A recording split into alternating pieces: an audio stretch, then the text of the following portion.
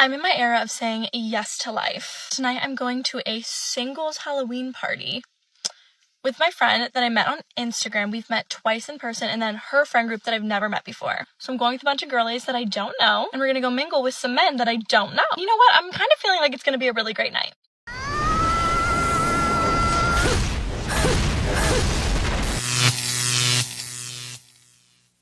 Guys have made it in, and they got to just pick wherever they wanted to sit and who they wanted to start dating. And I'm alone. So many girls. Well, I know we're all like. So the guys paid to be here. That's what's weird. And there's a lot more girls than guys. So that's weird. And it's not a situation of like where you date everyone and you just say yes or no or something. And then at the end, if you both said yes to each other, you hang out later. You ask to match right away and you like give the person like your QR code and then you just like basically ask to match with them. Like the girl, they were saying like, ladies, you should initiate. Like guys love when you initiate. I'm sorry. What? And once you match with someone, you go next door and there's like an open bar and you all hang out. So they're like, we're really encouraging you to match. And I'm like, well, I'll match for an open bar, but I'm not going to match. Like, I don't know. It just like doesn't really make any fucking sense. But there's so many girls here. Everyone's so pretty, but the vibes are a little weird.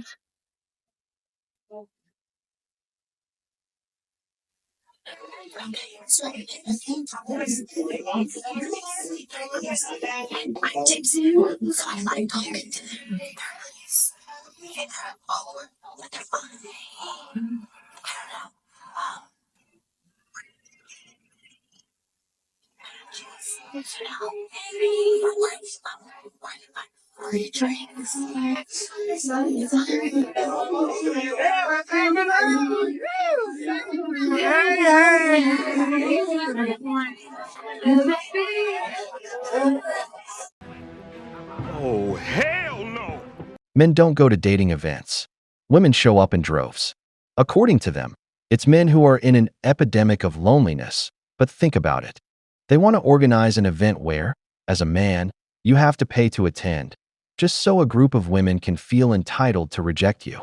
In simple terms, paying to be rejected. You know what? Men aren't interested in that anymore. They'd rather keep their peace, their time, and their dignity than sit somewhere where someone thinks they have the power to decide whether to choose you or not. So I saw this quote that said, they say it's a tragedy to be single at 30 when the real tragedy is being 25 and married to the wrong person. And as a girl that's basically done both of those things, I can tell you that's true. I'm 29 years old and I've been single for about 4.5 years because I left my ex-fiance when I was 24. And sometimes I sit here and I'm like, what's wrong with me? What's wrong with me? What's wrong with me? Why am I still single? Like, I sit here and I ask myself if I made a mistake because I didn't go through with my wedding. And I ask myself, is it worth it to be 30 and single and have these people think that I'm probably a mess and like probably like not worth loving? I don't fucking know, you know? Like our mind goes crazy, our anxiety goes wild. And sometimes I just don't feel like I'm worthy of being loved. And I don't feel like I'm going to find somebody one day. And that's because I'm getting old. And I feel like I should be married by now. And I should have kids by now. And I shouldn't be going out to the local bar every Saturday. But you know what? I am. And I'm loving it. And I'm having fun. And there's nothing wrong with being 30 and single. 30, flirty, and thriving, baby. We are going to do it and we are going to be okay. And just because there is this weird societal track that we feel like we have to follow, we don't. We literally don't. It is okay to be 30 and single. Okay. Thanks for coming to my TED Talk.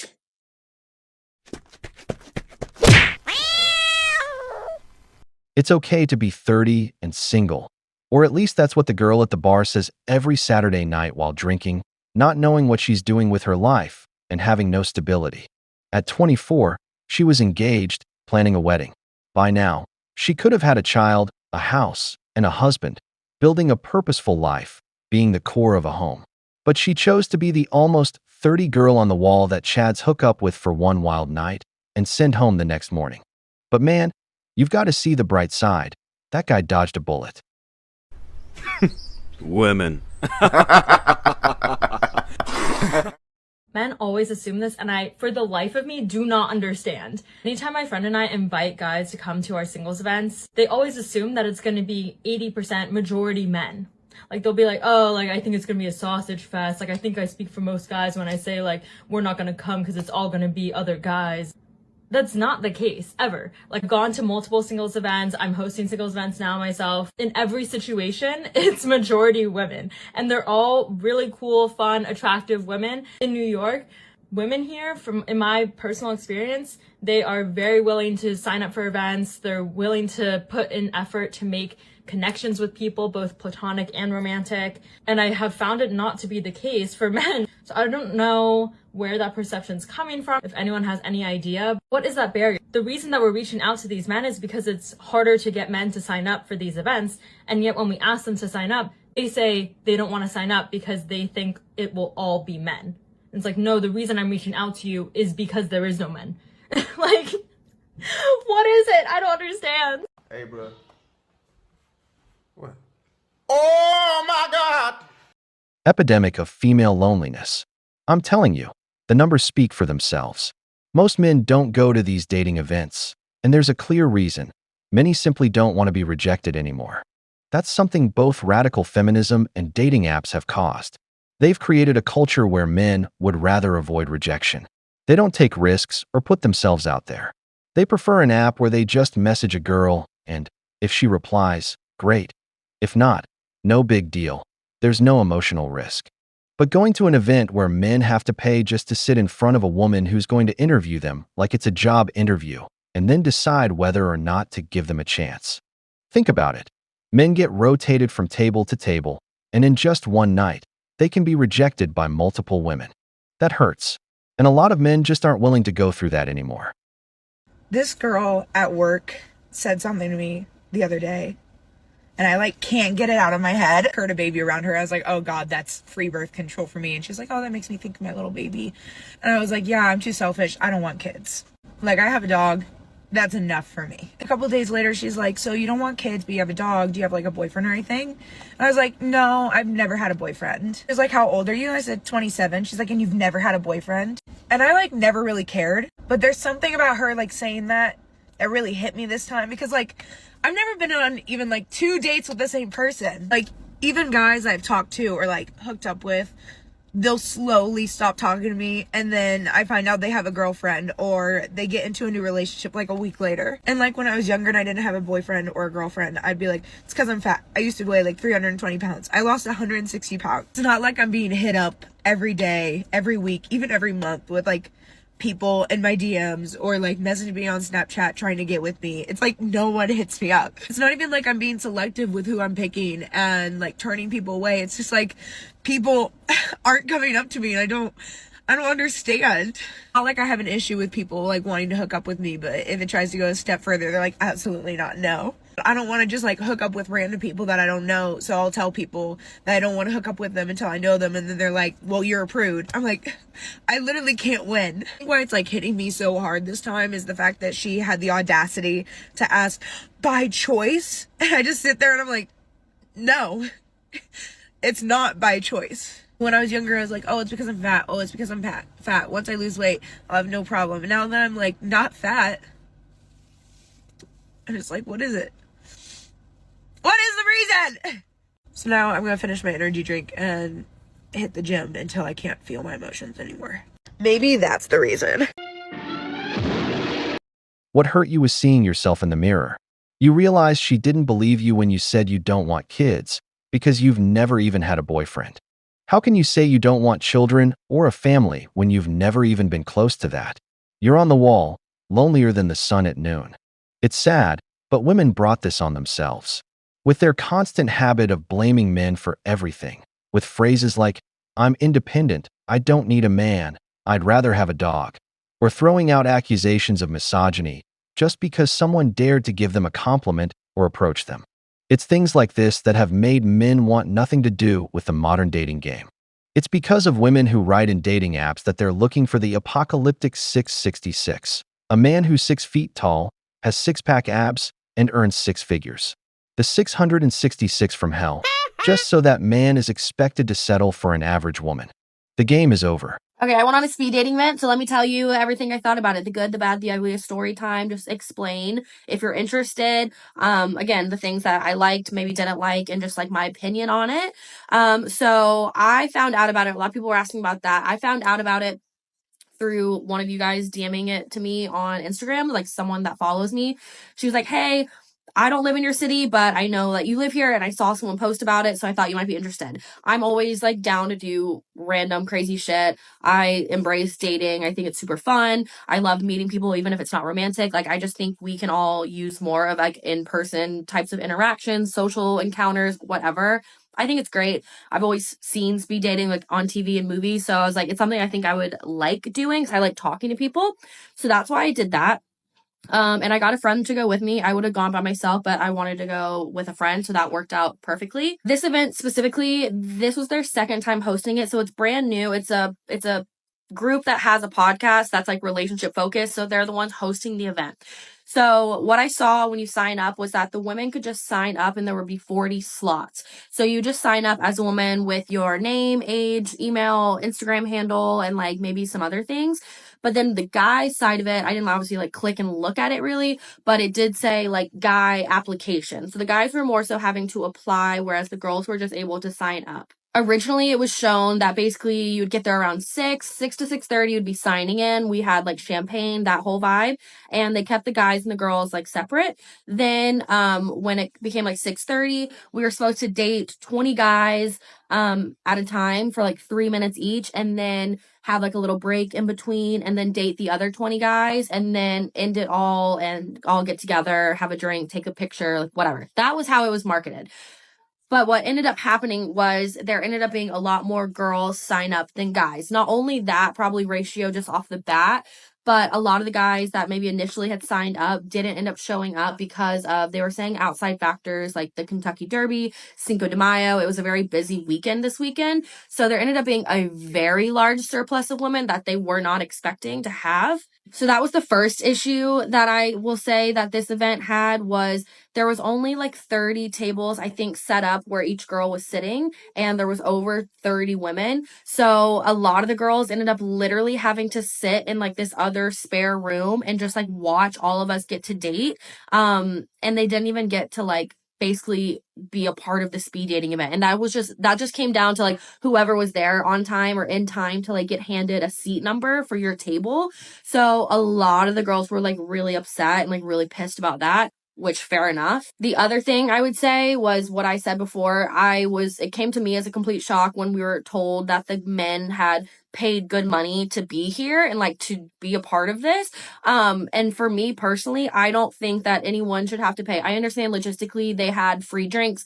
There was a snack table. People had to kind of like work the event. And they had to rent the space. Like I do get the logistics of having money involved, but I didn't know that going into it. So then hearing that these men paid to be here, that immediately kind of like not icked me out, but I agree with like what some of the people were saying in the comments.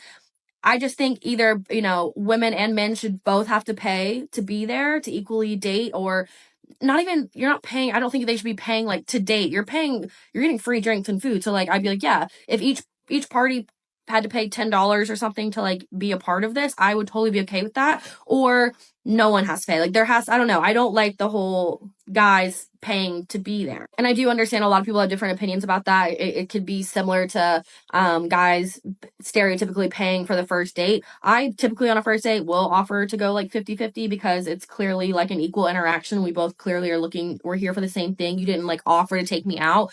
So that just kind of put a weird taste in my mouth knowing that these guys like paid, and they kind of said like it was a lot of money. I don't know how much that is or what that means. Stop it. Get some help. We're talking about an event with 40 spots, supposedly 20 men and 20 women. But in the end, they opened 30 spots, and there were twice as many women, maybe more. A lot of them didn't even get to participate. And then they say they're not the desperate ones. The problem with these events is that men are charged while women get in for free, always based on the idea that men are desperate for a woman. But the reality today is the complete opposite. They're the ones who would pay to go out with a man who's actually worth it. And just imagine how stressful it must be. Every 3 minutes you have to rotate to a new table, talk to a new woman, repeating the same thing over and over. In simple terms, it's like a job interview with every girl. It's just not worth it. But anyway, let's keep going. But the other thing that I found interesting that I wasn't necessarily expecting or didn't quite love about this was they were really pushing you guys to match within like early on in the process. So for me, if I'm doing speed dating, I want to probably talk to and get to know everybody.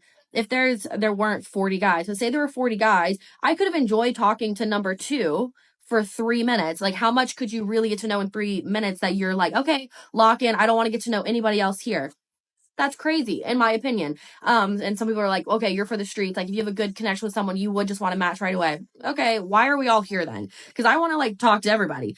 And what I've seen on TV before with speed dating is typically like you have maybe like a paper and you either are like interested and check yes on the person or maybe no. And then if you both at the end of the night said yes on each other, then you get each other's information. But they were like really pushing like getting matches, and you basically would verbally just be like, hey, I want to match with you. And the other person might not want to, so then that puts you in a weird position. So I didn't love that. And they're also kind of like incentivizing it that like once you match, you get to go next door where the open bar was. But they were also like passing out drinks the whole time, and everyone ended up going to the open bar at the end anyway. So you might as well sit through it and get to know everyone. Again, my personal opinion, and everyone's trying to come at me in the comments of this, like, she's still single. Like, I wonder why. Everyone there left single except for one couple, and they came in there hot and bothered and ready to meet with someone. They matched second round, and that's fine. Love that for them. I hope that they end up getting married, but that wasn't the vibe of anyone there. So yeah, the guys were nice, conversations were fine with everyone. Again, I feel like I could talk basically to a rock or a brick wall. I enjoy just talking to people, but none of them were a match for me. They were nice, made some connections, whatever. But also to tell you like maybe a little bit about the guys, I mean, one of them texted me afterwards and asked me like what my Venmo was to like pay me. I don't know. I don't know why he asked me for my Venmo, but it just to me like that's not the type of connection I'm looking for. And by putting again the money aspect into it, and I had this conversation with someone afterwards, and we were kind of like we're going at it like not an argument, but the guy's point of view was so different than the girls, because guys always want to make this argument that like all girls want is money. Girls want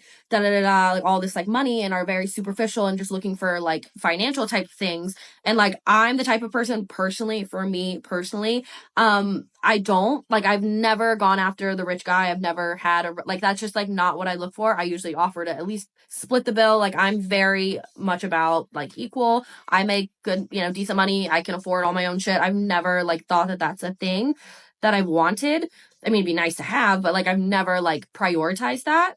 A lot of women do, and that's to each their own. But by having these guys pay to be there, it to me, you're automatically in a way going to attract women that are looking for those types of like suitors, which isn't a bad thing. And that's what they were kind of saying of like, well, we have these high quality men that paid a lot of money to be here.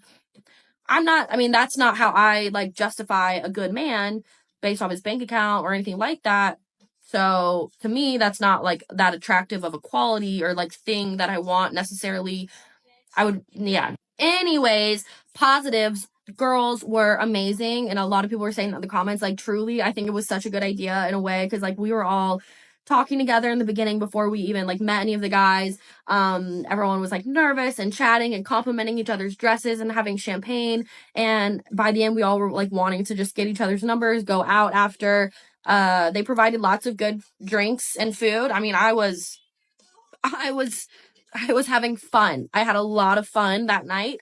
So that was good, well taken care of. Everyone was respectful, no creepy people. Like, I mean, yeah, like it was good. It just, I think people get confused. They're like, oh, and you wonder why you still end up single. And it's like, in what world do you think like out of 10 guys that you meet, you're going to find the love of your life? It's possible, but like if it's that easy for like, I don't know. I don't understand people's mentalities with like, another 4 fucking coming on here wondering why she's single when she da da da da. That's crazy. That's crazy. If I had like I had so many people text me afterwards, which is so nice and kind, but they're not my cup of tea. If I wanted a boy, like I could have one, but people have standards and have preferences and have like, you gotta have a spark. And some people, I guess, maybe don't care about having a spark and just want a guy with a nice bank account, if that was your vibe, then like you probably could have found that with that event. Totally fine. Not my vibe. More of a connection type person. But yeah, I mean, I think it's still a great idea. I think that event specifically just is new. It could have some kinks that need to be ironed out. And there's different types of these same events, and I would encourage people to fucking go to it. I don't know. I think it was still so fun. It's a great way to meet people. One guy offered to like play pickleball together because I don't know how to play. So like that's a cool connection. It's just like random shit. So that's my fucking TED Talk. I didn't mean to talk that long, but it got me a little amped up and I wanted to share. So, love you guys. No, God! No, God, please, no! No! No! No! In simple terms, most of them paid just to be rejected. And it's even more frustrating when the number of women is way higher than expected. Think about it. Most of the men who attended, since they had to pay to be there, were stable guys, probably in their 30s. Men who could be potential partners. On the other hand, many of the women were also in their 30s, some already on the wall, and some even desperate to find a partner and get married. They were all there for the same reason. And still, no one ended up matched, except for one single couple. That's how complicated the dating market is today. She might say money doesn't matter, but I'm almost certain the most repeated question was, what do you do for a living? It's reasons like these why men don't go to these events anymore. Because in the end, it's just paying to get rejected.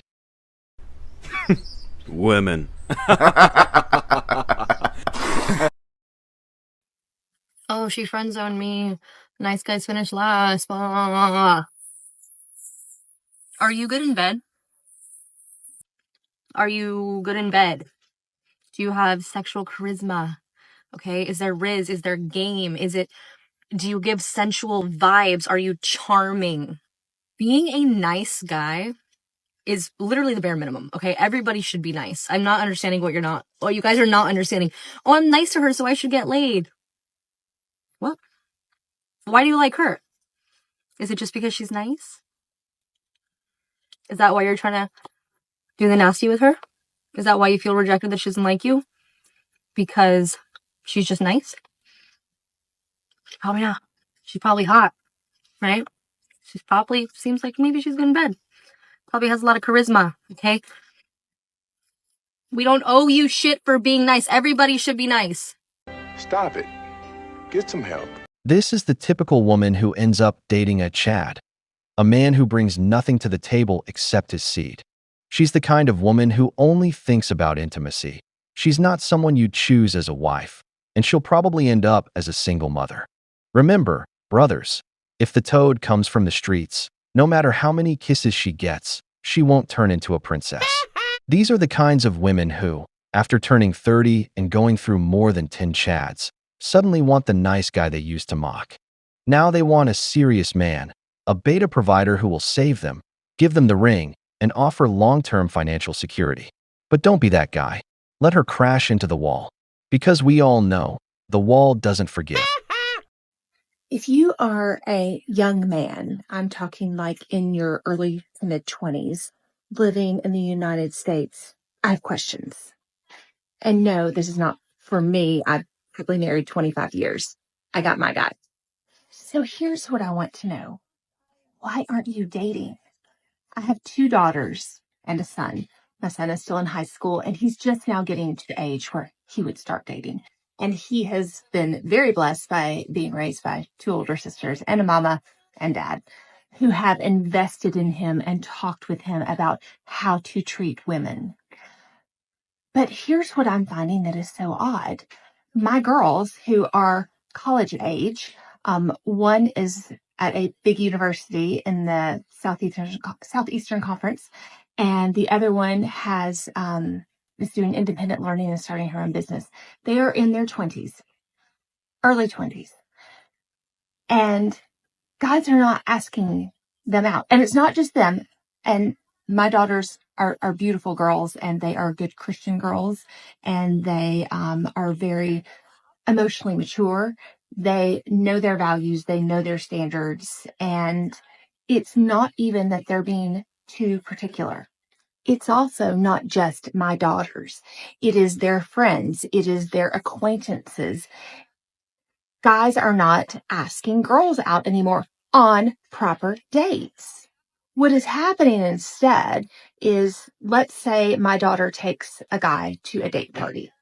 She is a stunning, beautiful girl, very intelligent. Like, she doesn't have a hard time finding someone to go to a date party with her. However, the follow-up to that is not a date. It is a text. Hey, I'm out at this bar. You want to come meet me? Guys, let me tell you, that is not a proper date. That is a lazy way of pursuing a woman. That is a boy's way of pursuing a woman. It is not a man's way of pursuing a woman. And maybe I had it all wrong. Like, maybe guys just are no longer looking to secure a long-term relationship. They no longer look at getting married in the future. I don't know. You tell me. Is that the case? I know the older of my two daughters is looking for her helpmate in life. She is looking for a good Christian man, not a boy. And that is not determined by age necessarily. What I mean is, he doesn't need to be 30. A 21-year-old man can be a man or he can be a boy. And if you're spending your days playing video games and not pursuing a career and stability, you're a boy. And I don't even mean that you need to be in college. Like, there are millions of careers out there. You don't have to go to college to be pursuing something. So you tell me, what's going on with guys in their early 20s right now? Do you not know how to ask women out on dates? Are you so afraid of being rejected? Do you just not want to date? What's going on? Hey, bro. What? Oh, my God! This mother looks at her daughters and son with pride, and I don't doubt that. But that doesn't mean men don't notice certain attitudes. When a young man is raised solely with female role models, he might learn to be respectful, but that doesn't necessarily mean he learns how to seduce or attract a woman. Because women often say they want a certain type of man, but end up choosing the complete opposite. It's like learning to fish by reading a book without ever seeing the water. As for why boys don't ask girls out, I have to agree, but with some nuance. It's not that they don't want to. It's that nowadays, asking someone out can mean much more than a simple no. There's the fear of rejection, yes, but also the risk of being misunderstood. A compliment? It might be seen as harassment. An invitation for coffee? It could be viewed as lacking effort. And if she's not interested in you, you might even end up labeled for something that was just a genuine intention. The problem isn't that men don't try. It's that the ground they're trying to walk on is no longer safe. To those of you that keep commenting on, oh, she's probably single. Yeah, that's because I've seen literally every single side to men. Married men, men in relationships, men with multiple girlfriends, men with multiple wives. I've seen literally every single side to men, and that is why I choose to be single. May the best one win. Seriously, with the dates that I go on and the gifts that I receive, it's a race. Actions speak louder than words. I'm telling you, a lot of girls that you see are single, they choose to be single. It is not hard to go out there and settle. It is not that hard to go out there and manage to get yourself into a relationship. Trust me, I know. I used to be a serial dater. It was so easy for me to hop into relationships. You can literally ask any one of my friends. Oh, Danielle always has a boyfriend. This is the longest that I've been single. That's because I'm at a point in my life where the next person I'm going to be with is going to be my husband.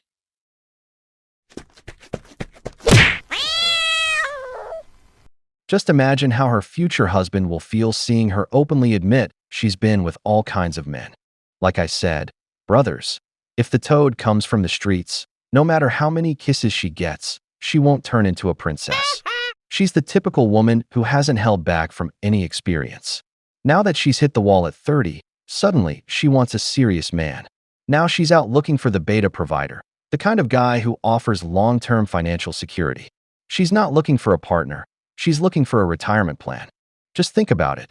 She's been in so many relationships that getting into another one is easy for her, but no one stays. Because the man who stays with her loses. Women.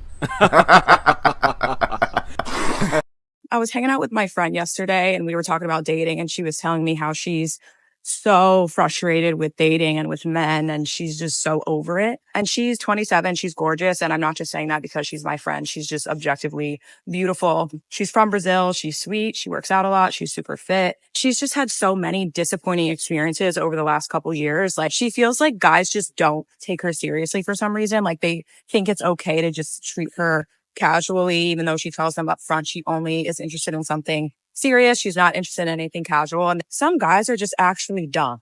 They don't know how to behave. On some of the dates, she'll like offer to pay or split something just to see how they react. Any gentleman is not going to accept that offer. He's not going to let the woman pay on at least the first handful of dates. And some of these guys will just let her pay. Like, they'll just be like, yeah, go ahead. You can pay for that. Yeah, pay for that. I'm sorry. He was just in the mindset of like, I've just been so disappointed by so many of these guys. Like, I just don't even want to try anymore. No, God! No, God, please, no! No! No! No! Welcome to the age of equality, the very thing feminists fought so hard for. That thing they kept demanding over and over. A world where a woman now splits the bill with a man, where she also pays for the date, where she's strong, independent, and doesn't need any man. So get used to the world you created. We men listened, and now we're giving you exactly that, equality. Women. This message is for all the lover girls out there. I am your leader. Listen to me. When you first get to know a guy, I want you to think about one attribute of his, physical, characteristic, whatever, that is ugly, that you don't even like. You kind of get the ick, actually. Hold on to that. Hold on to that, bitch, because you're going to end up idolizing him, because we have the ability to love a roach. Like, we just have the ability to idolize and love anything. Hold on to that trait, because once you get into the relationship and you start idolizing him and you start acting out of character and being desperate and needing him, you're going to need something to bring you back down. Like, I always think about how my boyfriend's head is shaped like a peanut. And that just, I'm like, okay, I look like this. He got a peanut head. Cocaine is a hell of a drug. Misery loves company. I don't know who hurt this woman so badly, but it's clear she's full of bitterness. You only see her on TikTok trashing men, giving out the most toxic advice you can imagine. It's probably a Chad who broke her heart, and she never went to therapy to detox. That's why she's at the wall, because the wall doesn't forgive. I was talking to a male friend of mine and we were talking about relationships, marriage, and the future. Then he told me that ideally he would want to date somebody and marry somebody who is beautiful, like physically stunning, right? Which, okay, cool. And then he mentioned, though, that something that bothers him and has bothered him is that in past relationships, those types of women also attract a lot of attention. Obviously, they attracted his, right? But that was a huge insecurity for him. And so that at that point, as soon as she's in a relationship with him, she needs to wrap all that shit up. Like, all that magical energy, wrap it up. Wrap it up and keep it for me behind closed doors. And I took a mental note and I was like, oh my God, this is probably every man known to man. The real question is, how is she dressed? Is she one of those women who used to dress provocatively because she was single and trying to catch a man? Or is she one of those who understands she has a partner and respects her man? Because you don't need to dress vulgar to look beautiful. Personally, I'm not an insecure man. I like it when my woman looks good, but my woman respects me. She doesn't need to dress like she works at a nightclub to look attractive. She knows she has a man, and she respects that. I love it when she looks great, no matter where she goes. The problem is, a lot of men get labeled as insecure just because they don't want to date a woman who looks like she's headed to work at the club tonight. So guys, don't fall for that manipulation. Asking for respect isn't being insecure. Womansplaining Men to Women, episode 24. Ladies, I do not know why you keep doing this, but men are like 50 times more unwilling to do a chore if it is assigned through a passive-aggressive tone. And that's on principle. He does not want to reward that behavior. He wants the respect of being communicated to directly as equals. And I know what some of you are thinking. Some of you are thinking, I shouldn't have to worry about asking him nicely because I shouldn't have to worry about asking him. Look, I get it. I know that you believe that. And I'm just going to tell you, as someone who's been married for half a decade, yes, you do. You will always have different priorities. He will never know fully what you want. You will forever have to ask for things and advocate for yourself, or they will not be done. And you have to do it without being a jerk, or they will definitely not be done. It's simple. Be clear and respectful with your man.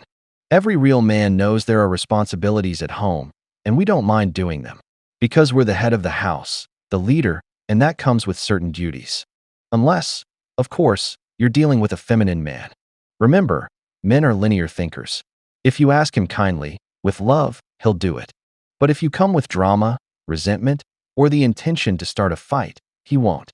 Don't forget, if you want to be treated like a princess, you have to qualify yourself with the king first. Drizzle, drizzle. This is your friendly reminder that if you're in a marriage where your husband's an asshole and he's not supportive and he doesn't give a shit about your feelings, divorce his ass. Divorce his ass. It'll be the best thing that ever happened to you. And before rumors start flying around, this has nothing to do with my marriage now and everything to do with my first husband. The man was an asshole when I was with him. He's an asshole to this day. He'll be an asshole to the day you put him in the ground. Okay. Today we were at our son's 5th grade graduation. A slideshow pops across. There's a picture of our son in this little crab outfit that he wore in the hospital when he was first born. And I was sitting there thinking, I don't even remember most of my 5th graders' newborn days. And you want to know why? Because I was in the pits of hell in postpartum depression. And the husband I had at the time did not give a shit. He didn't care at all. 4 days postpartum, 4. I had fractured my tailbone in labor. I was sitting on a pillow. My milk had come in. I was engorged. I was in lots of pain. Members of our church who did a meal train for us, they brought over food. He's in the kitchen heating some up. I put the newborn baby and our other son to bed. I was in the living room, on the couch to eat at the coffee table.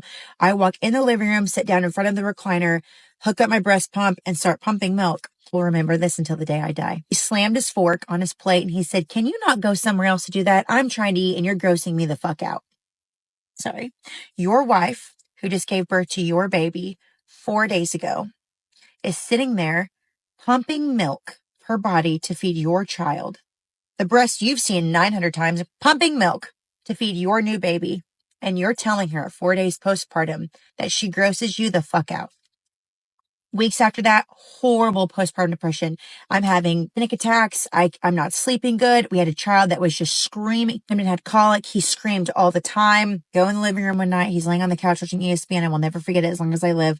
And I'm standing over him, bawling my eyes out. He never once looked up from the TV. Never once. I'm having chest pains. I'm having these crazy thoughts. I'm not sleeping good. I'm exhausted. I need help. I need your help. I need help. Ignores me. I finally scream his name and I said, "I need some help. There is something wrong with me." He pauses the TV, looks me dead in the eyes and says, "It's all in your fucking head. Think different thoughts."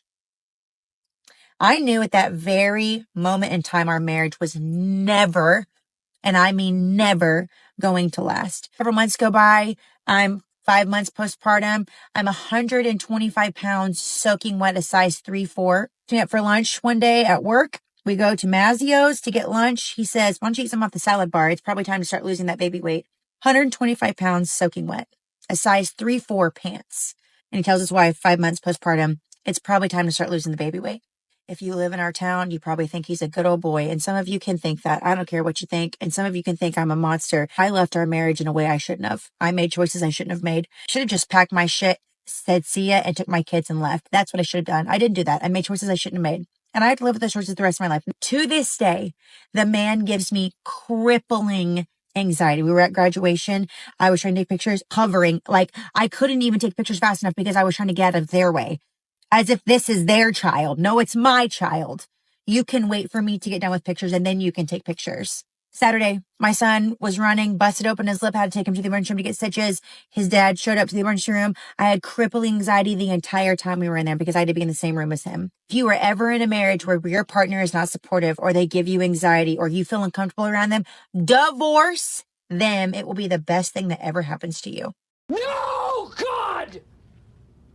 No, God, please, no! No! No! No! I won't deny that pregnancy is one of the most stressful stages for a woman.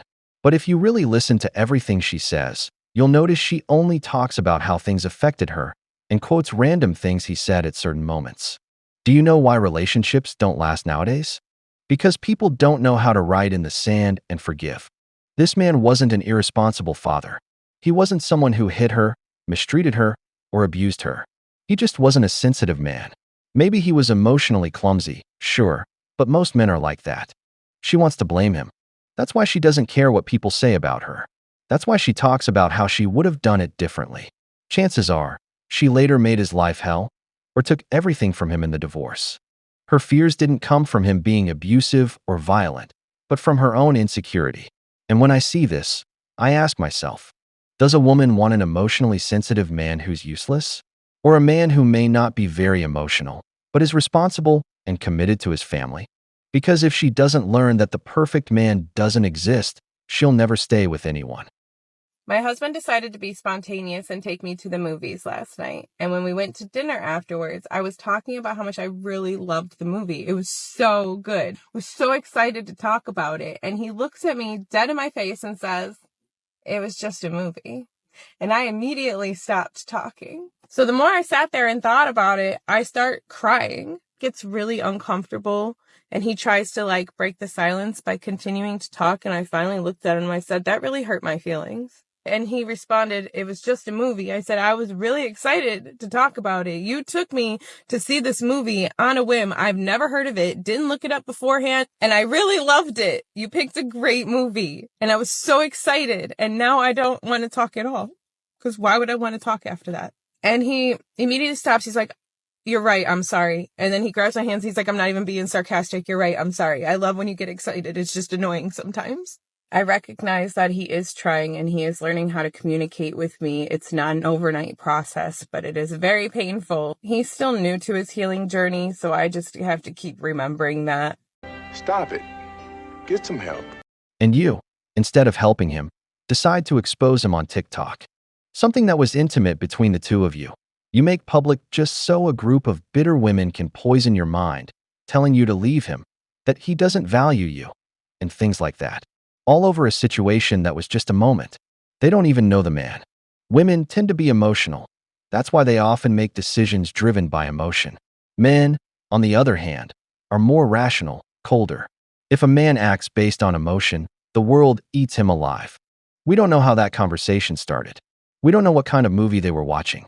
Maybe it was a fantasy story, and she was talking about something that made no sense. He simply gave a rational response. It's just a movie. But she took it the wrong way, emotionally. And when he realized it, he apologized. That man was willing to improve. But she took that moment of vulnerability, something that should have stayed between them, and used it to expose him publicly. And then people wonder why men shut down emotionally.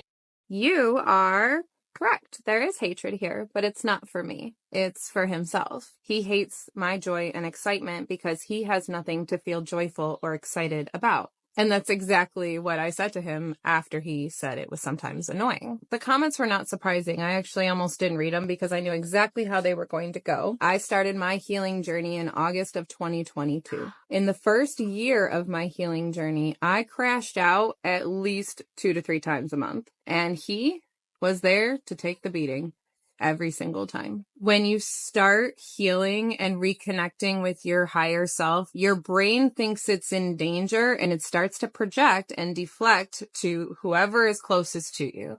In my case, it was usually my husband. And now in his case, it is me. If I didn't feel like he was trying, I would not be here. I am secure in myself enough to know that I can make it on my own if I have to. I advocate for myself 100% of the time. 3 years ago, he wouldn't have even known that that upset me. And yesterday, he had to sit in that discomfort.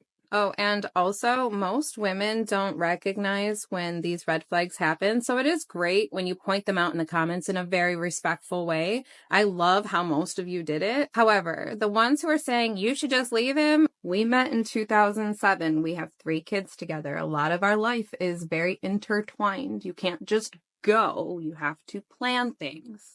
God damn it! You can't make this shit up!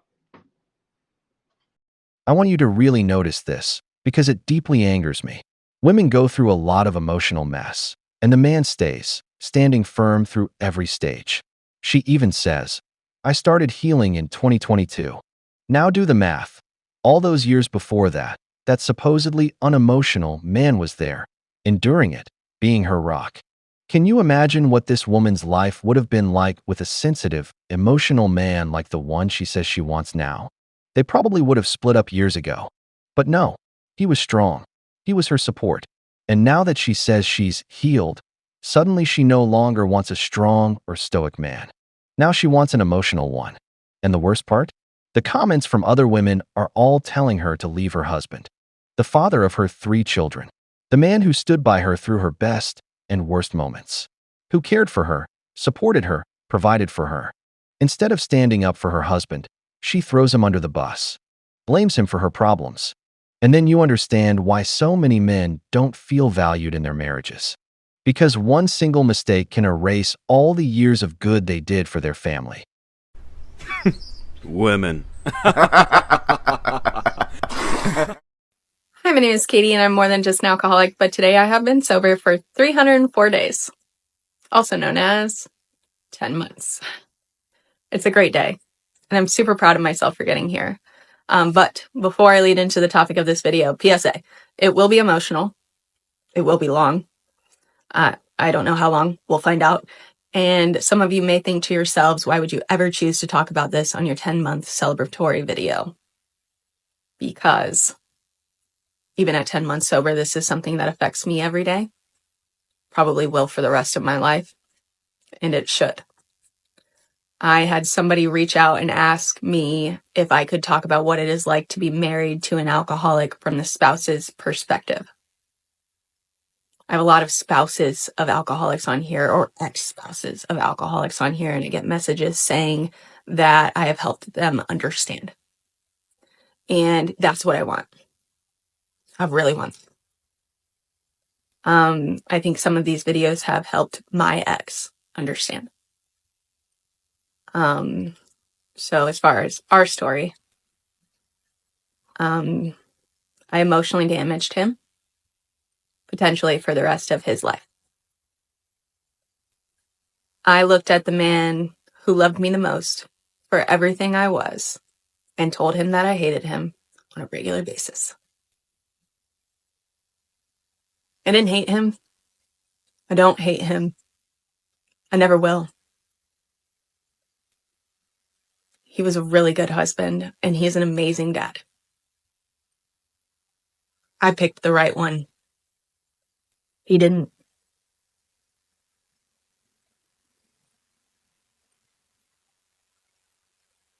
The woman that he is no longer married to is not the woman that he married.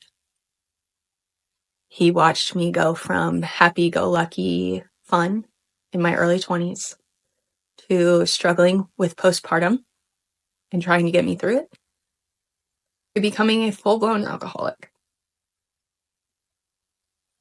And he dealt with that every day.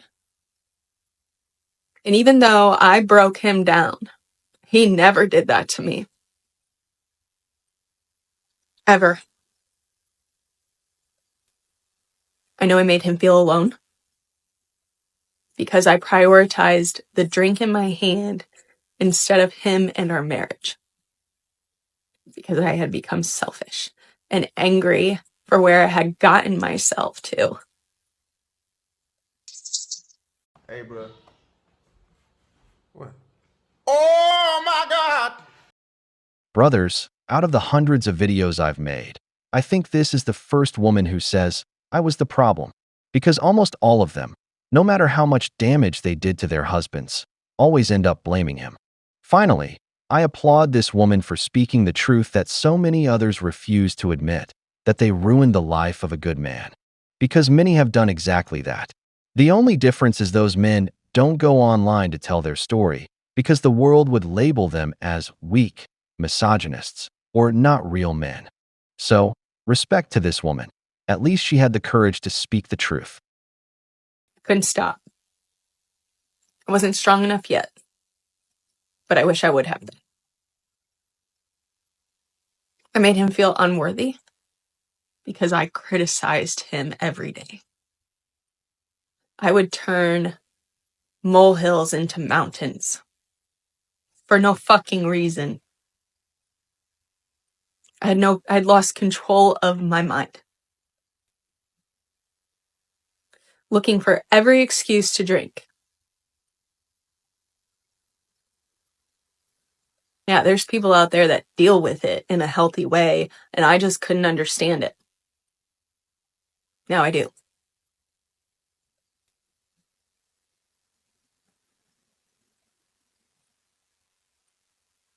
The blame I placed on him for everything. No. When you're repeatedly saying things that you get sober and realize you didn't mean, unfortunately, do not go away. It doesn't just reverse the damage you've done. I know that. Do I wish I could? Yeah, I say that a lot. If I could go back 10 years and do it all differently, I would. I'd still marry him. But I would have done my best to not have turned into who I did. Being married to somebody who is in active addiction feels helpless, I'm sure. You can only do so much. They have to want it themselves. I didn't want it yet. I was doing everything in my power to get him to leave me so that I didn't have to. And I did anyways. Gave up.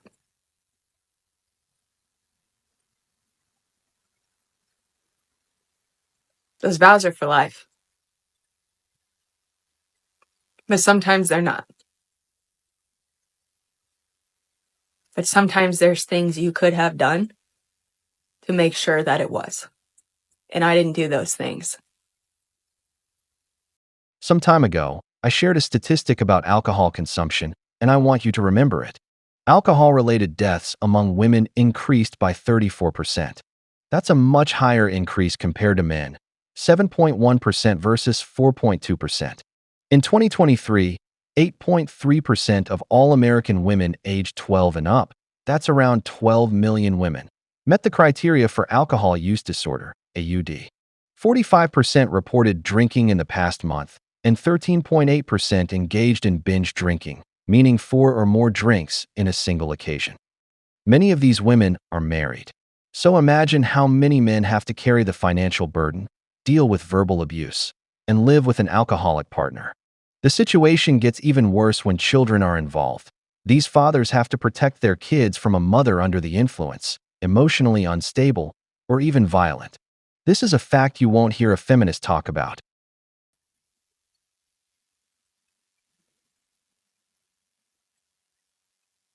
On the plus side of this, because I left, I get to watch him find himself again.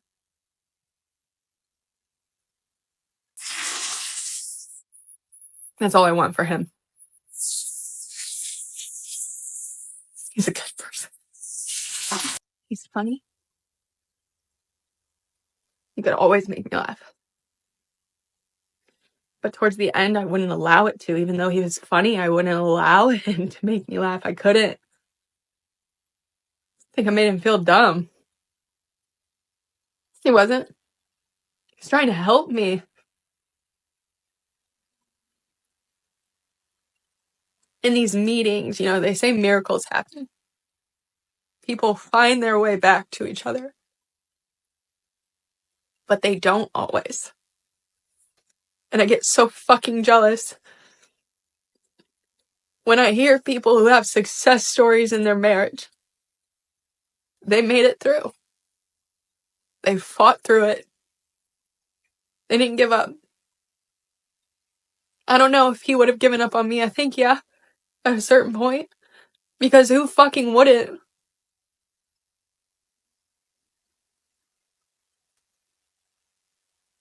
Yeah, I regret it. I do. I want him back. He knows that. I get it. How could you ever trust that I won't go back there? Can't. I will continue to show him. And if that's not what our future is, that's not what our future is. But at least he'll be my friend. And at least we will co-parent well for Mac. And we will do our fucking best to make sure that that kid is okay. And that's what matters. So, yeah, I cry about this a lot. I should. The regret is there. I miss him. But these are the consequences that I have to deal with. Just because you apologize doesn't make it go away. That's okay. That's it. That was a lot. Anyways, I hope that you all have an excellent Monday. Thank you for watching. I hope this woman manages to heal. I believe there are moments in life that you only get through when the pain forces you to change. I think her ex-husband no longer wants her to relapse. He sees her thriving, and maybe he doesn't want to go back to that. He'd rather close that chapter of his life and try to keep things peaceful. But this is what many men keep quiet about. They hold on until the very end, until they just can't take it anymore. We always hear women tell the story of the bad man, but never what they did. But what about you, men? Do you have a similar story you'd like to share? You're more than welcome to leave it in the comments. All right, don't y'all be all mad at me when you see me out dating a 70-year-old man, okay? I gave plenty of guys my age chances, and all they did was fuck it up. So at this point, I'm done. I'm out. I'm doing what I need to do.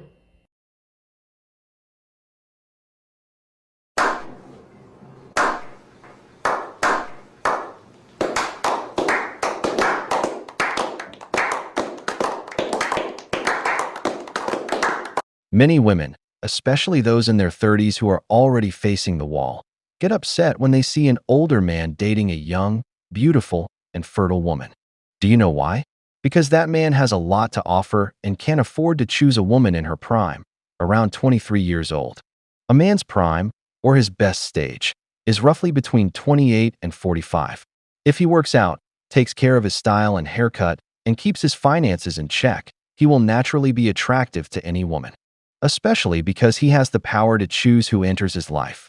Young women know this. That's why they love dating a man who can offer them great experiences. Older men love me. They love me. And it's not even a joke. They love me to the point where it's either creepy or very flattering. I don't know. When I was younger, I would hang out with a lot of older guys because I would play in bands and the musicians were usually older and sometimes they were 50 plus, and they would tell me everything. They would tell me everything about their relationship. They would ask me for advice. They would tell me about their love life.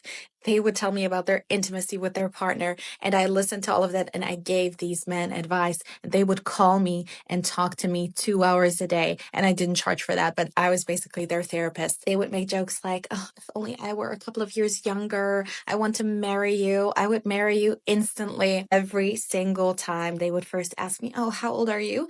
And then I would tell them and they would say, well, I'm over 50, but I stayed young at heart, really in my soul, I'm still a kid. One time I was at my parents' restaurant and we were watching the World Cup and everybody had kind of left and this family friend sat down next to me. It was this older guy who was in his 40s and he was just going through a breakup and he sat down next to me and he asked me for advice and he was confessing all these things to me.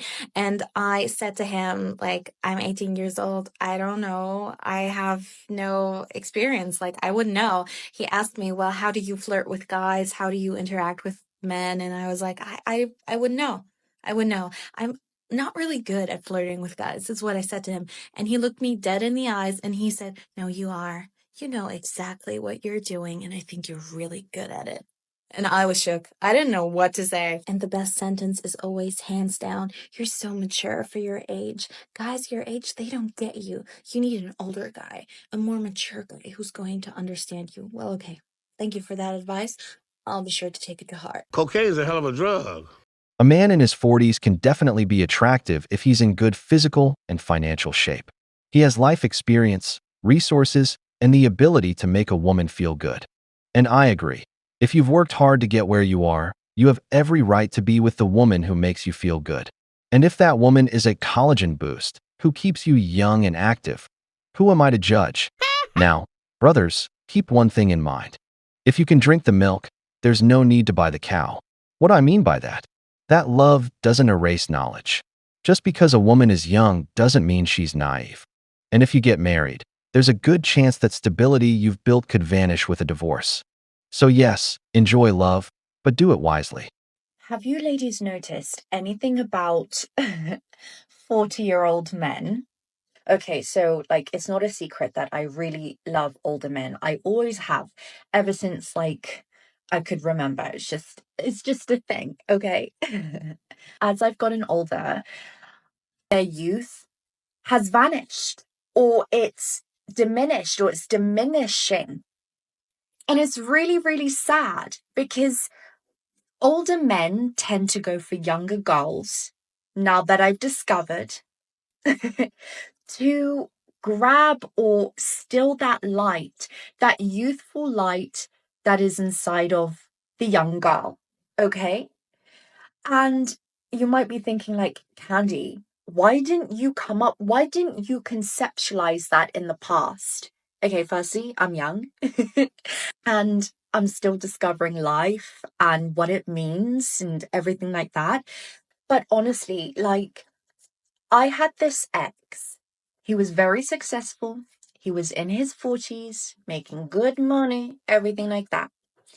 And if you were to compare his photos from like 5 years back, so when he was 35, okay, he had a lot of light. There was still that light there. That very vibrant, happy, joyful essence was still there at 35, 5 years ago.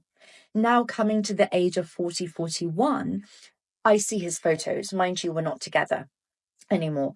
And his face is literally, it's aged so fast. And it isn't like a skin thing or like wrinkles. It's like a vibrational state. It's like his spirits just went, you know? That youthfulness has gone. And I see this with so many 40-year-olds, 40 plus. There's just something that happens to a man at 40 and they cannot come back from it. And so then that's why they go for younger girls, to try and revive that spirit, that youthful vibrancy. Not even just like the way they look, it's that youthful inner glow. The one that you cannot go to like a plastic surgeon and get back. It's an inner state. And that's why I see like older people who have kept that inner glow. They look like 20 years younger. They still have that energy, that purity, like life hasn't hardened them or made them bitter. So the question is, will I stop dating 40-year-olds? I don't think so.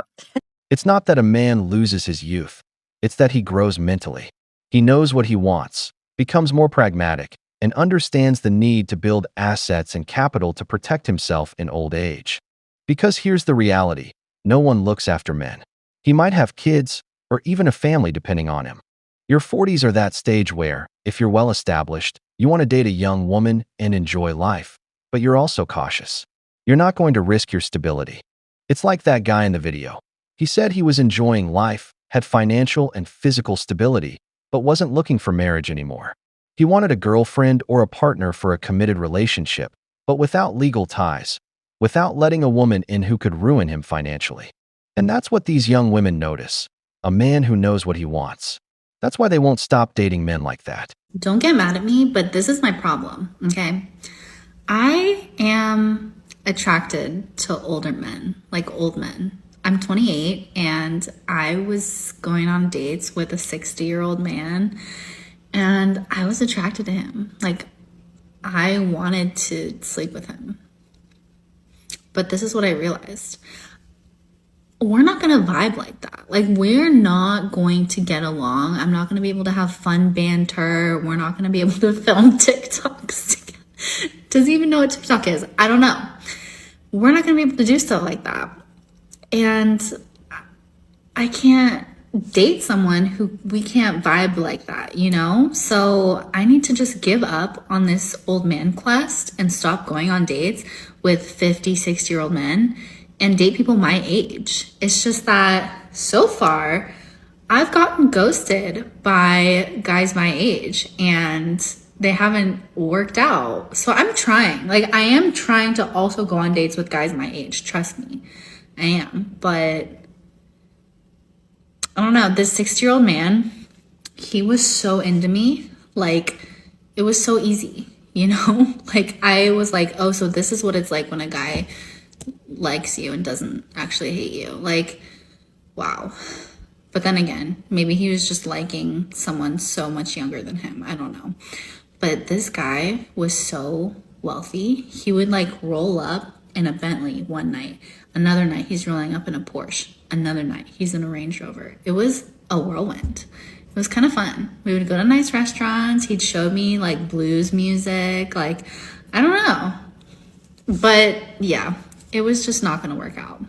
So I ended things after like 4 or 5 dates because he wanted to be exclusive after like 4 dates, maybe even less. And he wanted to see me every day. I was like, this is too much. Too much. Cocaine is a hell of a drug. I love how women always tell the story about the millionaire guy they turned down. It's the same tale everywhere. If you don't believe me, ask your mother, your sisters, or your cousins, and you'll see how they all have a story about some rich man they supposedly let go. This girl is doing exactly that, telling a story about a man who probably belongs to the top 10% and who, according to her, wanted to be exclusive with her. Really? Why not just tell the truth? That the guy spent a few nights, had his fun, and moved on. Because we all know what really happened. Women. What makes an older man so attractive? I know a lot of people think why young girls like me, I'm 25, go after older men to date and marry. And honestly, those things are not even true, and they're kind of stupid. The biggest reason people come up with is that a young girl only wants an older man for his money. And then the second thing is that an older man only wants a younger girl because she's so attractive and she, you know, is useful, if you catch my drift. Young girls like me just simply find it super attractive when an older man talks about his 5-year life plan instead of, oh, what bar I'm gonna go hit up this weekend. Like, and just the bottom line is that older men are so much more attractive than guys my age, simply by the facts of they're loyal, they know how to treat women, and they're just better. Like, that's all. Case closed. Hey, bro. What? Oh, my God! Brothers, money makes the monkey dance. This woman knows that a man in his 30s or older has the money, the stability, and the kind of fun she enjoys. This girl just wants to have a good time. Unfortunately, the 20-something guy doesn't have the financial means to take her where she wants to go. She says it openly, trying to disguise it by claiming it's not about the money. But let's not kid ourselves. It's all about the money. Because, at the end of the day, money makes the monkey dance. When I was 24 years old, I started dating guys in their 30s, and this is what I found. First, I would just like to emphasize that age does not equal compatibility. People love to say that age gap relationships will never work because what do you have in common with somebody X amount of years older or younger than you? It doesn't matter. Science has shown that age has nothing to do with whether or not you're able to establish a connection with somebody. Will people shit on you because society has some strange ideas about gender gap relationships? Sure, but their beliefs have no actual basis. The thing about older people is that different things tend to be more important to them. For example, they might be prioritizing their health, spending time with their family, spending time on their hobbies. They tend to have more responsibilities to others, including their job, and more responsibilities to themselves. And I think that a lot of times because of this, they may struggle with balancing a romantic relationship in the midst of everything else going on in their lives. Not everyone's good at time management, and a lot of people realize they can't prioritize as many things as they would like to. They also tend to be further along in their career, obviously because they're older, but this also means, like I said, that they have more responsibility, but also more stress, and their job can often take up more of their time. Especially in New York, people here are so career-oriented and constantly hustling. And a lot of women don't seem to mind if a guy is working a lot as long as they're bringing home the bank. But if you're like me and quality time is your love language, maybe that doesn't really work out for you. Older men also tend to have more relationship experience, which is great because they've had opportunities to learn from their mistakes, learn a couple of things about what it means to be a good partner, learn more about themselves on what they like and what they don't like. But it also means they've had more time to be traumatized by their relationships. Yes, it means they've had time to work on themselves, but it also means they have had time to accumulate new trauma. You need to date somebody who's willing to work on themselves. You need to date somebody who has worked on themselves. I find that generally I do still prefer to date older men. However, it does not always end up working out, and it doesn't necessarily mean that they have their shit together more. A man between 28 and 45 is in his prime. Unless he's a loser, it's rare for him not to be working on something serious or lacking some form of stability at that age. That's the kind of man many women want, the kind we call a winner. He's the man they hope to find waiting at the finish line. She says it didn't work out, but what's really happening is that men today no longer want to get married, at least not by signing any papers. They might want a relationship, sure, but the moment you bring up signing a contract with the government, they walk away. Modern men are more awake. They know they're in their best years and don't want to lose everything. They know that if they can get the milk for free, they're not buying the cow. They know that divorce is one of the top 3 reasons why men go broke. That's why women prefer older men, and older men prefer younger women. But today, men no longer give rings, they give experiences. That's not a trauma, it's just a choice. You either take it or leave it. Sex work saved my life, and I'm going to tell you why. If you told 16-year-old Taylor that in 9 years' time she's going to have a husband, 2 dogs, and she's turning 25 years old and she is excited for her birthday tomorrow and that she's actually here, I wouldn't have believed you.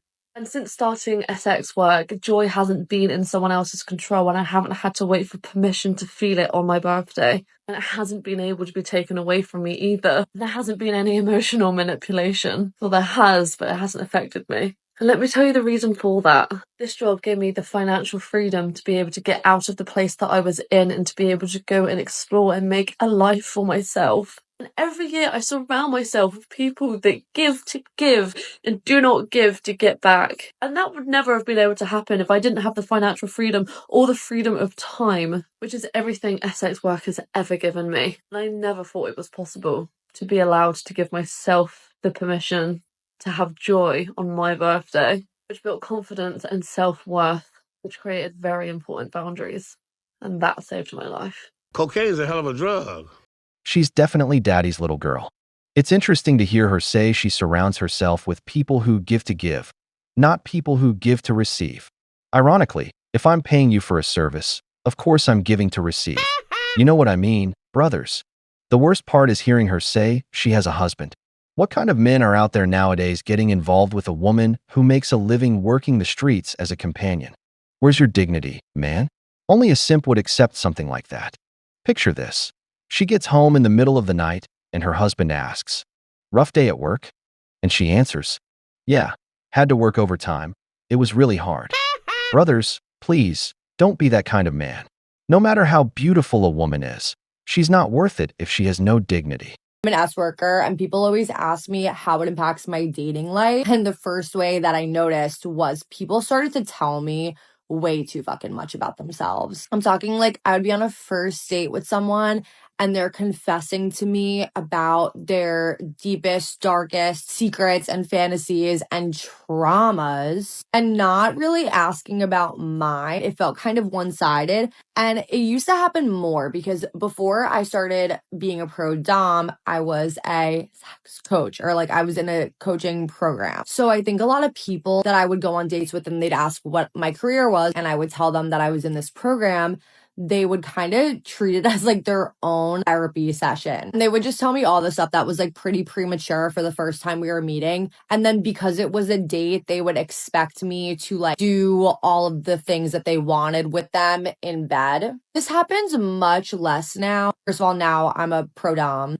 in addition to being a sex coach and just being a dom. I've learned a lot more like how to set boundaries. And also, number two, I just go on far, far less first dates. I won't go out with someone if they don't already know what I do. But it still does happen. And like sometimes I really like it. You know, sometimes it's interesting and it is something that I do want to talk about. I mean, I do enjoy any time when it's not like a first date and I feel like I'm being used for free labor and then disregarded after because the person doesn't want to date someone in my field, but they like take advantage of it for that time being. So yeah, in this field, I definitely get a lot of oversharing. And I wouldn't say that it's influenced my view of other men or people one way or another, because everyone has their own sexual story and history and traumas and kinks and fetishes. Like everyone has that. So it's not necessarily the content of what they're saying. It's more just like the time and place.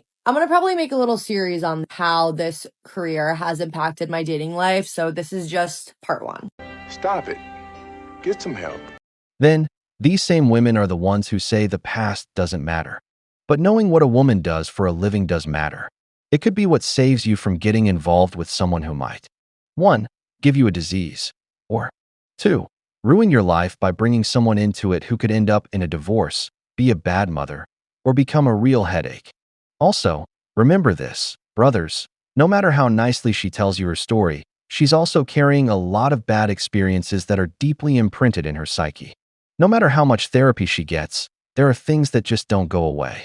Because you can escape everything except your own mind. My first ever client messaged me upset because I talked about him. And now I'm going to tell you guys this as well. He was like one of my first ever bookings that I can remember. And like I haven't heard from this guy in forever. Last time I talked to him, he told me that my butt was too big and he wasn't going to book me anymore. Which, I don't know, back in the day, that was a compliment to me. But like, I didn't say anything personal about him. Like, he was my first ever booking. Like, of course, I'm going to talk about that. I did mention that he came out in a loincloth and made noises like he was fucking Tarzan from the jungle. So maybe he was upset with that. Or the fact that he, like, had my foot, like, touching his tonsils.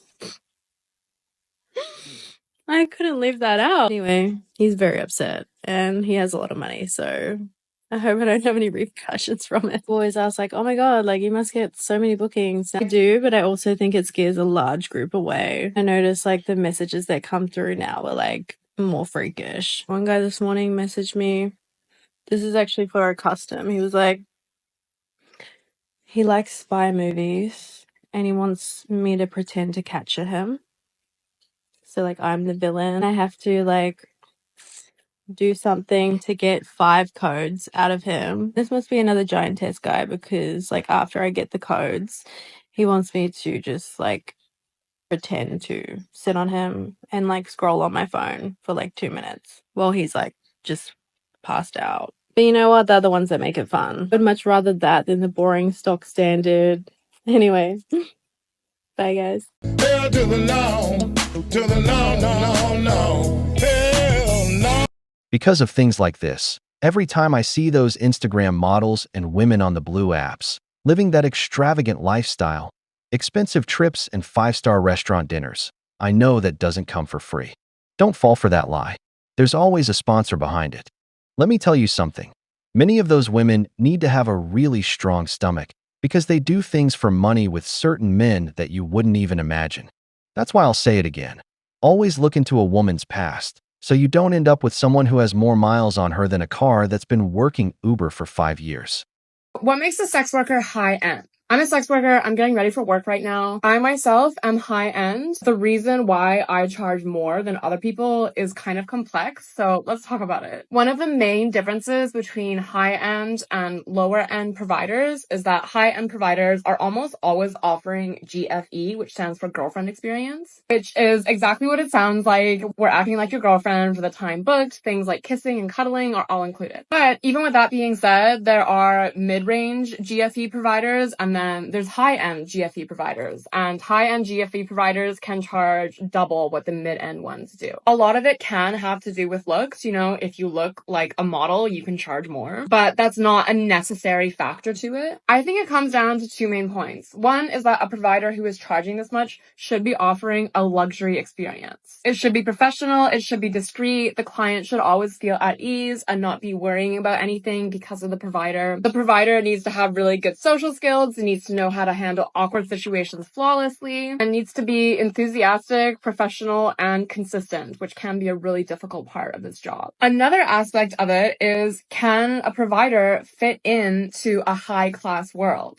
If a rich man wants to book a woman to go to an event with him or go to a Michelin star restaurant, he wants to know that she's going to be able to fit in an environment like that and know proper etiquette and not look out of place. Even if the date is just in a private setting, high-end providers market themselves by showing themselves as high class. People often feel more comfortable with people who are in a similar class to them. So a man with a lot of money is maybe going to be more likely to book someone who markets themselves as high class. And with that being said, a lot of this really does come down to marketing. You know, why would you pay $3,000 for a Louis Vuitton bag versus $300 for a no-name leather bag? It's because of the branding and the marketing. Ideally, providers with really high rates should have all of the qualities or more than what I mentioned. But I have met girls that charge more than me who, in my opinion, are incredibly unprofessional and who do not care about prioritizing their clients. And I've also met girls who charge less than me and who I think should be charging more, but they don't have the confidence to raise their rates, or they're scared of changing the type of clientele they attract because they like their current clientele. I'm actually planning on raising my rates in October. I know that I'm really good at my job, and also in October, I'm gonna have new photos and finally my own website, so I'll have more high-end marketing. For those who don't know what GFE means, it's short for girlfriend experience. It describes a companion service where the woman acts as if she were the client's girlfriend or partner. I have to say it. Every man knows that a beautiful woman is synonymous with power. In nonverbal language, when a man shows up with a woman who's an 8 to 10 on the beauty scale, it's assumed that he's a man who has a lot to offer. Even other women notice that. And it's no coincidence. People say women are naturally hypergamous. They'll look for the best man they can get. Top 10% men often hire women like that to attend exclusive places. Kevin Samuels himself used to say that when he wanted to close a business deal, he'd go to dinner with a model as his companion. She would behave with class and good manners, and that made him come across as a high-value man. This is also closely tied to how you dress. A well-put-together image conveys status. Is this right? Maybe not. But the market exists. And as long as there's demand, there will always be women willing to play that role. Women. So there's a very undesirable part to Egypt, but it's not desirable because of Egyptians, but rather because of foreign women. And this is where old women come here for fun with young men. I kid you not, this happens. And it happens so much that it's almost normalized. I had a lady in my DMs yesterday that she follows me, and she asked me, am I the drama? Am I wrong? And I'm like, well, no, you're not wrong, because it's predatory. It's disgusting. And it is, you know, the P word, ocean, you know, ocean.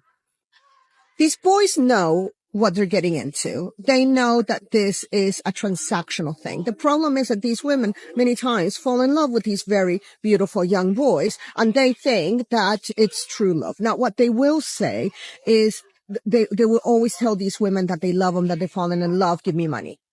And give me more money. And my mother is in a hospital. My father's in a hospital. And blah, blah, blah. And give me money. Give me money. In these cases, I can't blame these boys. How does an old woman like me think that if no man looks at them in their home country, they went through like this incredible metamorphosis on the plane ride, and they are just naturally beautiful when they get off the plane? What? What? No, these boys are after money, and these women are after, I don't know, feeling better about themselves, whatever. But don't make a mistake. If you're an older woman looking for a younger man, that man is after your money. And if you're okay with that, well, crack on, love. Okay? It's distasteful, it's gross, and it's predatory. But you crack on. But don't come crying to me saying, oh, he took all my money. It's like, if there's that much of an age gap and you couldn't get a man in your home country, I'm not going to sit here feeling sorry for you. If you come to Egypt to be a predator, don't complain when you're preyed upon. And I'm just going to leave it there. God damn it! You can't make this shit up! It might sound funny, but it's true. Many women also travel looking for certain services. That's why a lot of men don't like girls' trips, because we all know how those usually end. And it's not just in Egypt. It also happens in Jamaica and the Dominican Republic, countries where women go looking for younger men and end up becoming sugar moms. It's not that they suddenly become more beautiful, but a green card can make anyone look handsome in those countries. And many of those women are already hitting the wall, because let's be honest, the wall doesn't forgive. I'm a worker, and one of the worst things about my job has to do with just the fact that I'm self-employed. So, although I love the independence and the freedom, it definitely has its challenges. Today, I had 2 people cancel their bookings very last minute. They actually completely forgot about their bookings until I messaged them being like, "Where are you?" And they were like, "Oh." So that's $1,200 gone. I just don't get any more. Like, this is the reality of being self-employed. So, like, I don't want to be like, "Oh, boo-hoo, poor me." But just because it's the reality doesn't mean it's any less frustrating. And what's even worse is it's Saturday. It's like 7 p.m. It's the end of the week. So I am now behind. Like, I can't just pick up another booking this week. I'm behind. So yeah, I'm just a little down in the dumps at the moment. Thankfully, both of them, it was just a genuine mistake. They're not bad people. They're not bad clients. And both of them have done what they can to make amends. And I'm very grateful for that. But yeah, just I'm a grumpy, sad little girl today.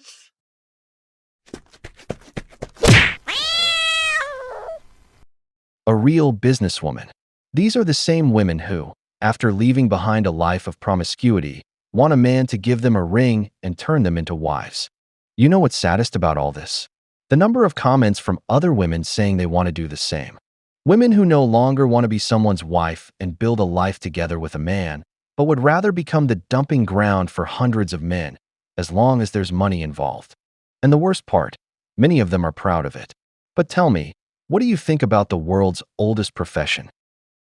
We've reached the end of the video, but before we go, the questions are for you.